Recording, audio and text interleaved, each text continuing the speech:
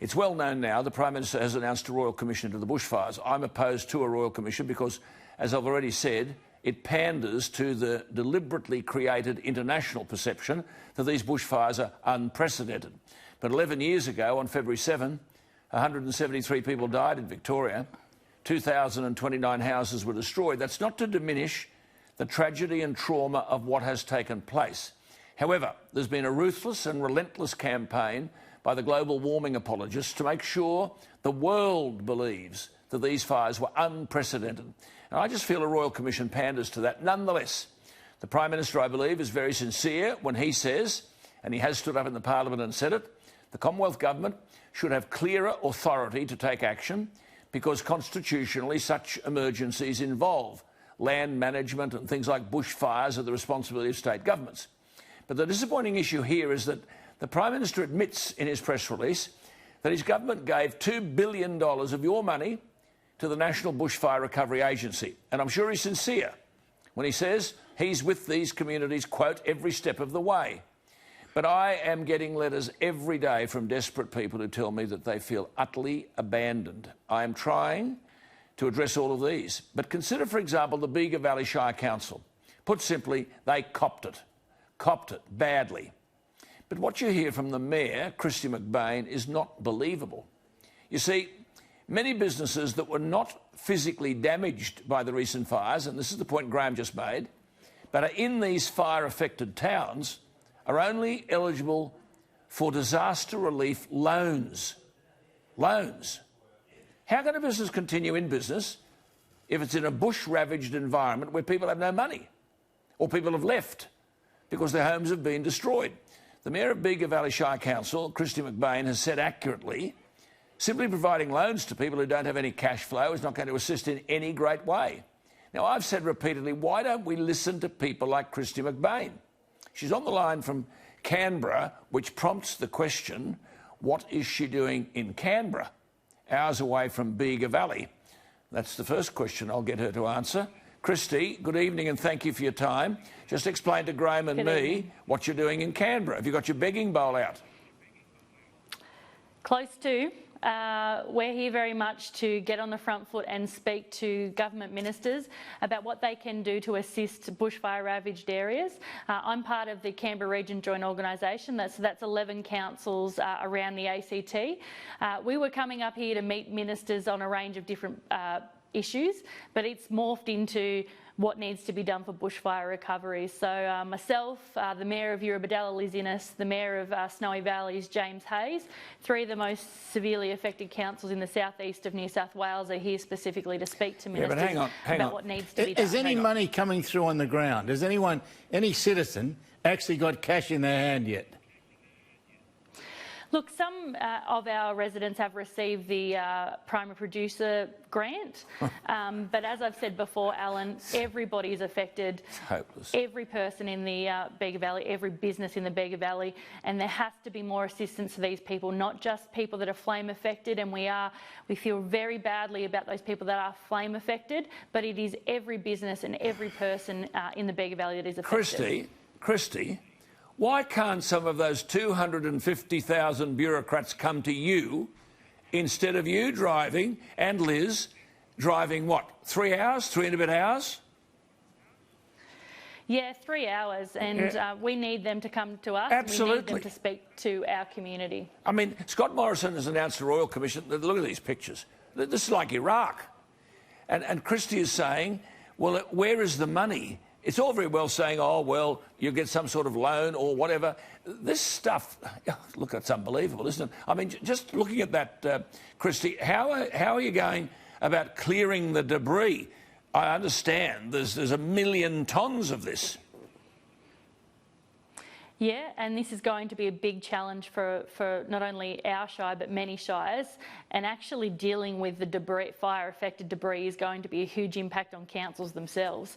That clean-up is rolling out in some areas, and we get that someone's going to be first and someone's going to be last, but we need that clean-up to start in earnest ASAP. I've invited the Prime Minister to have a cabinet meeting in the Bega Valley Shire so that ministers can see firsthand the effect on our region. And Yeah, I can't believe, And? by the way, looking at the pictures, And? it's much worse than I thought it was. Yeah, quite. I'm an avid reader of newspapers. Oh, mate, I've been bad. I've been there. I said it's like the bombing of Iraq. Look at this. Those are the pictures we saw in Iraq. And all those signs up, danger, asbestos. Kirsty, you're on the record as saying, I don't believe the federal government understands just how desperate the situation is in a number of these small East Coast towns. Now, what I'm saying is, you know backwards, Liz knows, the Mayor of Eurobodalla Shire, Christie, whom we're speaking to, is the Mayor of Bega Valley, they were bashed. Andrew Constance knows, backwards like the back of your hand, who need money, what they need, the clothing they need. There are people waking up, they've got no home of their own, they don't even have a porridge plate of their own.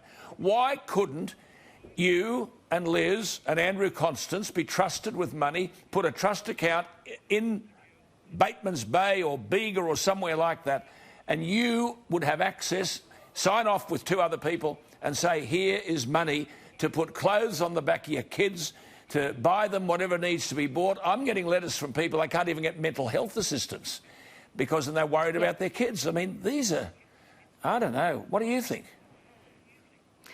Yeah, look, there has to be a better way for state and federal governments to work with local councils in this. I mean, these are our friends, they're our neighbours, they're our family members.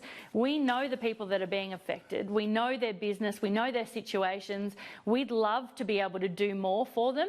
And at the moment, all we can do is advocate to state and federal governments to say, these are the things we need. It's a joke. It's a joke. You said the biggest problem, this is what Christie said, the biggest problem is we're expecting people to fill out several forms or sit on the phone to speak to people from different agencies. Now, remember, this is a Mayor of Bega Valley. She's had to drive to Canberra. Yeah, what? Drive to Canberra, stay overnight, drive back. Liz Ennis from Eurobodalla has done exactly the same thing. And Christie says, here are people having to fill out different forms for different agencies. She says there has to be a streamlined process so when someone fills in one form, it captures all the data and information required and that form can be shared with the different agencies. But, Christie, I venture to say in your shire, Bega Valley, you wouldn't need anyone to fill out a form. You'd say, yes, Mr Richardson, I understand. Yes, you've got a wife and 3 children. House is burnt down. You don't have a car. No business. Right, we'll advance you this money now. What are you going to do with it? And away you go. I mean, it's just so bureaucratic, isn't it? It is, and look, I understand people want to capture data, but when you're capturing it for several different agencies or different government departments and different levels of government, you understand why people are then impacted in their mental health. I mean, we need to make this process easy for people, and by easy I mean one form, one page, case manager, the case manager sorts out the rest for them. We need to make this process simple for people because they don't have the capacity to deal with a range of issues that are happening right now. What they do have the capacity to do is to get on with the next task. And for some people that's fencing, for other people it's dropping the kids off to school, for some people it's trying to get what's left of their business back on track. They should be focusing on their day-to-day needs, not filling out forms. Absolutely. Just answer this for us then, not for me but for the people watching you here. You've driven to Bega. Until you went to Bega, did anyone at the highest level of government, you're not a nobody, you're the mayor of a shire, a council that's been belted, anyone at the highest level of government pick up the phone and speak to you? No. So the latest building impact assessment, we have 448 homes destroyed. Say that again. Over 1,000 sheds and outbuildings and 130 homes that have been damaged. The Prime Minister did come into the Shire but did not contact me before he came in. We've had some ministers down to the area and they have met with a range of businesses. But what we need to see is a better process to deal with local councils because, you know, we are the people that are on the ground day in, day out. We could actually point you to people or point you to solutions because we actually want to help our community rebuild. Christie, answer this. How do these people, a house has been burnt down, how do they pay the mortgage on a house that doesn't exist? And that's the difficult part, Alan, because some people don't have jobs at the moment. Some people's hours have been cut back because of the disaster that's been impacted. So we are seeing problems already arising, and we know that problems are going to come 3, 6, 12 months down the track when that economic disaster hits, and it's started already. So we need governments to understand the sheer desperation happening right now in our shire and happening in a lot of fire-affected LGAs, and that is small business not being able to cope because there's no one spending money. We've said, how about giving money to bushfire-affected LGAs by simply putting some money in people's bank accounts to spend in their local areas? We need to assist people spending money in their own economies, because otherwise there's going to be an exodus out of regional Australia into metropolitan centres. We want to look at this as an opportunity. What can we do different? What can we change? What infrastructure needs to be invested by federal and state governments so that we can attract more population, so we can attract business? We want to help our community not only to survive this period and get through it, but to thrive into the future. When you listen, you've got 600 houses affected in round numbers. That's just in Bega Valley, Shire. How many are insured? 1,000. I mean, like, if people aren't insured, well, then their lives are ruined totally. But see, Graham, you listen to this woman speak, and it's clear she knows what she's on about. Wouldn't you welcome the fact, God, I don't have to worry about Bega Valley. I'll just speak to the mayor down there and do what she wants us to have done, and we're into it. No, fill out forms, no one talks to her, no one talks to Andrew Constance, no one talks to Liz Ennis, and the damn thing's run by bureaucrats. Meanwhile, Scott Morrison says, well, I've given them $2 billion. The public have given nearly $1 billion. But where is it on the ground? That is the question you've always got to ask. Well, so I don't know why it's so hard to get money on the ground. I've never worked it out. Christy, one comment. There's people watching you all over Australia here. Go on, one comment, a plea. What would you ask for first? The most desperate need that we have at the moment is for people, and governments especially, to understand, yes, people have been flame impacted and they are hurting, but there are people impacted by the disaster as a whole. Those people at the moment are falling through the cracks. They're not eligible for assistance. It is everybody in these local government areas that is affected in one way or the other. It is every business, it is every industry, and we need people to understand the sheer desperation that is happening right now in regional Australia. OK, well, we'll keep in touch with you. I'll just say one thing to our viewers out there. It's nearly the end of February. The circumstances this lady's talking about occurred in December, and she's telling us at the end of February nothing happened. How long is this going to go on? We can't afford compassion fatigue. Christy McBain, thank you so much, the Mayor of Bega Valley.